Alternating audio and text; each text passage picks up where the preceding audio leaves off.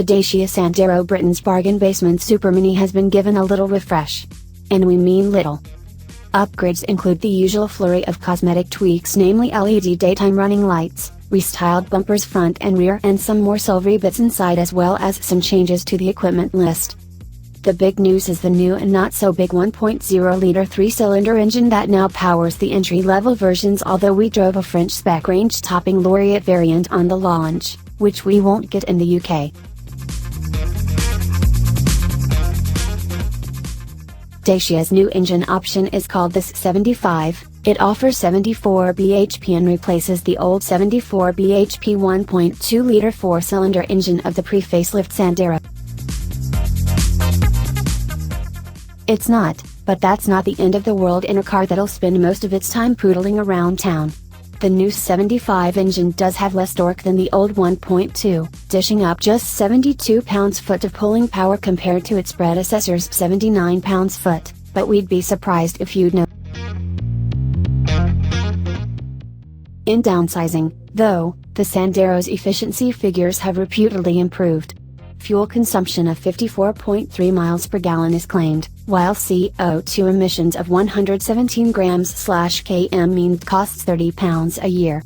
The 1.2, for comparison, was stated to average 48.7 miles per gallon and emit 135 grams/km.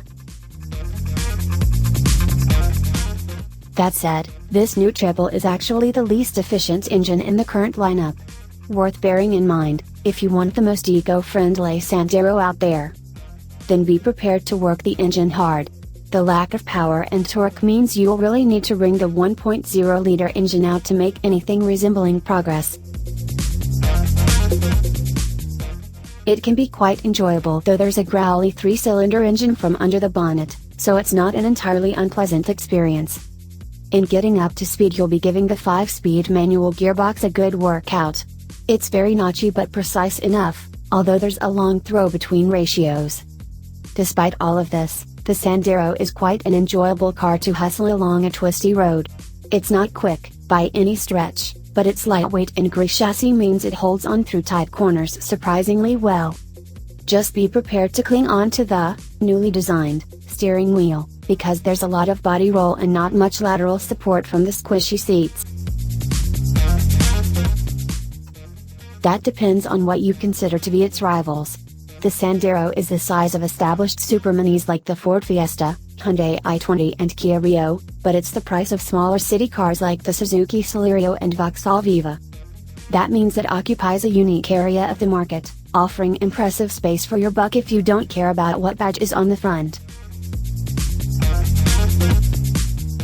It's not as refined as other supermini rivals like the Fiesta or Corsa, however, but in min or top spec trims it has all the kit you'd want from a city runaround. The appeal of the Sandero lies in its simplicity and its honesty.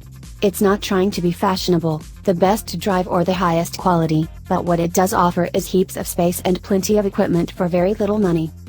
So, if you don't plan to drive on the motorways regularly and just want something to reliably and affordably get you from A to B, then take a closer look at the revamped Sandero.